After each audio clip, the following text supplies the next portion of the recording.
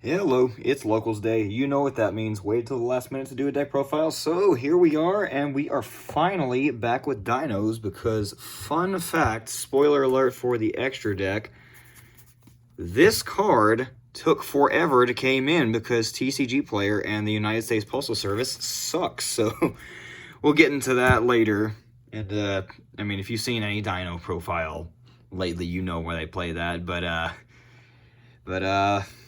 that's about it. Let's just, not funny joke aside, let's just dive right on into it. It's going to be a kind of standard, a few decent changes, especially with some new cards and just the format in general. But we'll just dive right on in. Of course, Miscellaneous Source is still legal, so you still play 3 of those. And 3 Over Raptor. That's kind of mandatory for any Dino build that's wanting to play it. They're your best cards, pretty much. I'm still playing 2 Archosaur, because same deal, 3's too many, 1's not enough. And then the ratio for the babies, I'm still playing the 3 Baby Ceratosaurus and the 1 Petite Pteranodon. Those always still work out nicely. I've just always liked those ratios. As soon as I switch to them, they've been working out well, whether it's to OTK or for the grind game. It's just really handy. The 1 Giant Rex still for the rank 4 extender, it's just too good. I can't cut it. It's literally easy free rank 4 plays. It's just too good. Boss monsters, I am playing 3 Tyranno. I know most builds play 2, but I've actually found that 3 is pretty handy. It sucks to draw multiple of them in your opening hand when you want starters, but in the grind game, this gets really, really good, because if you set up 1 or 2 in an opening play, or they stop you, and then you just hard summon the 3rd one when they're unprepared, this just steals games, and it's so handy to be able to do that. So 3 has worked out pretty good for me. The 1 Pankratops finally got the secret rare upgrade, no longer just the old Dual Devastator one. And then just the 1 Dogoron, because having a searchable Kaiju in a deck is always good. That's it for the monsters. On to the spells. This is Dino, so of course 3 Lost World and the 1 Terraforming. I refuse to play Mystic Mine. There is no Mystic Mine in this deck because I am not going to do that. I absolutely refuse to do it. I don't care if it's good or beneficial for the deck, quote unquote. I refuse to play Mystic Mine in this deck. If you need to play Mystic Mine in this deck, you're probably not doing it right anyway. Fossil Dig is, of course, still a 3, so with that, finally got my rarity upgrades for those 2, and I really, really like the way these look. 2 double Evo Pill, 3's not enough, 3's too many, 1's not enough, same ratio argument for that. And the new addition, of course, 3 Pot of Prosperity. This card is just, honestly, I think it's just objectively better in Dinosaur than Pot of Extravagance, because you not only get to choose what you lose from your extra deck, which gives you a lot more extra deck space to work with. It lets you choose the cards that you get. It lets you dig deeper for stuff as well. You really only need like 1 or 2 cards from your starting hand to be able to start your plays. So just digging for that one that you need and being able to choose what it is it's just too good to pass up. I just think this card's better than Extravagance. Obviously, if you can get it, they're kind of, I think they're at $100 a copy right now. So obviously they're a little pricey. And there was with the spoiler alert with the extra deck, with Dugaras, the damage being cut in half doesn't matter, because with Dugaras you just boost up Conductor and you kill them anyway. That is it for the regular ones. On to the hand traps and techs. 3 Ash, just because generically good, and anything against anything, you know how I feel about Ash. It's just too good. Gamma, because it's just a generically good hand trap to use anyway, and it can help stop an Ash or a Lancia before you commit to your normal. If they hold it for your normal summon, then it kind of sucks. But I mean, if you're in a situation where you can play around your normal summon, which you can honestly do in a lot of situations, then just holding the Gamma for that is just really, really good, because you stop it and you get, free either synchro plays with Omega or free other link plays. It's just too good to pass up. Gamma's just too good of a card to be able to use in this, especially now in the current format with how things are unfolding. And then just the last couple cards. 2 Dark Ruler, just because being able to turn off all the monster negations is really good. Helps you break boards.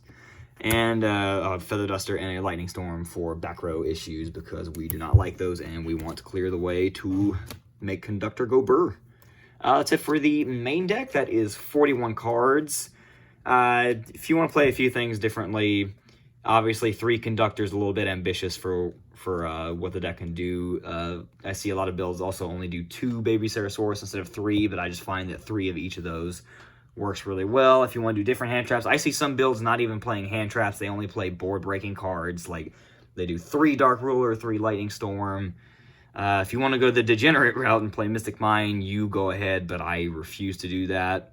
That's just my main deck that I chose. On to the extra deck. I have a very large rank 4 engine in this particular build because you can do so much more with it because of Pot of Prosperity. You can choose what you need to banish, so you can just get rid of stuff that you don't really think you'll need in the matchup. So starting off, we of course still have the Dolka and the Logia because you can still do your rank 4 dinosaur plays. 1 Dweller because turning off the graveyard against a graveyard deck just wins you games. Tornado Dragon for back row that can just help clear the way to either go for game or just get rid of problematic cards that you need to clear out. 1 Castel because being able to Book of Moon something or just bounce something back ends up coming up a lot as well. It's just too good of an option to go with. And of course the one that took forever to get here because thank you United States Postal Service and TCG player. Dugares, this card just does so much in one. This card, I mean, do you want an extra draw? Do you want a special summon from the graveyard? But the one you're going to be using the most is the double the attack point. You're just going to be targeting Conductor to give it double damage. You're usually going to be doing that to bypass the restriction of Pot of Prosperity, just to kill them anyway. Because I mean, you do that, you summon this, you put Conductor under Pentastag, you just kill them anyway, and it's really, really funny. Fun fact, I know I've complained about it a lot in this video already, but how long this took to come in? This took a month to the day. I got this card yesterday, and I ordered it a month ago to the day, which is why I have not been doing anything with this, because Dugares is just that important of a card. Complaining aside, continuing on with the extra deck. That's it for all the Xyzs in the extra deck. On to the rest. The 1 Omega because we're playing the Gamma. I mean, self-explanatory. Of course, the 1 Lambda to go with that with the Link. If you can just sit on Lambda if you've got Gamma in your hand, or if you want to bluff a Gamma in your hand to make them respect it, it's just really good. And then on to the rest of the links. The 1 Almirage to go with the standard Link Haribo Secure Garden to play. You only have to play 1 of each now because you can choose with Prosperity if you even need it, but it's just too good to go into. That's your standard double evolution pill combo play. The Pentastag to be able to put Conductor under. You usually do that with Dugares to close out the games. And then just the rest, the 1 Nightmare Phoenix, the 1 Unicorn, and the Access Code Talker to be able to go for game. You don't really need a boss monster in the extra deck, but Access Code really it's really and truly just here just to help clear the board, because standardly how you do that is, you know, you go into Phoenix, pop a back row, then use whatever else, and then go into Unicorn and shuffle something else back, maybe a back row as well, and then go into Access Code Talker and clear the rest of the board, and then by then the board's just clear and you just win anyway. That is it for the extra deck. On to the side deck. A few changes here because I can afford to. Okay, words are not abundant today because I can afford to make a few changes here, particularly with what I'm playing and with what I think the locals will be like. 3 Droll, because Droll's it's just too good in my locals, and it's just too good of a card anyway. It helps stop a lot. 3 Lancia, because there's a lot that Lancia hits on my locals. We have Bird Up, we have Invoked, we have Shadal, we have some other dinosaur players. I mean, it's Lancia. Enough said. 3 Nibiru, because just being able to wipe a board like that with a high impact hand trap is just always going to be good. And Nibiru comes up a lot at my locals with stuff that spams the board, and we're having a lot more Dragon Link players as well, so unfortunately that's becoming an issue. 3 Droplet, and same deal. Dark Ruler's already in the main, but being able to just have more to be able to go into, to be able to turn off big monster board negations, it's just too good to pass up, and it doesn't have the restriction that Dark Ruler has of no damage. And then the last one, just evenly matched, just to be able to help clear out boards. You don't really care about your battle phase in this, because Dino can set up some decent negation boards as well. You just want to... Dino just breaks boards and then hopes to kill from there, but it's a board breaking deck, and that's one of the cards that helps facilitate that. That's going to be about it. Nothing more complicated than that. Thanks for tuning in, and have a good rest of the day.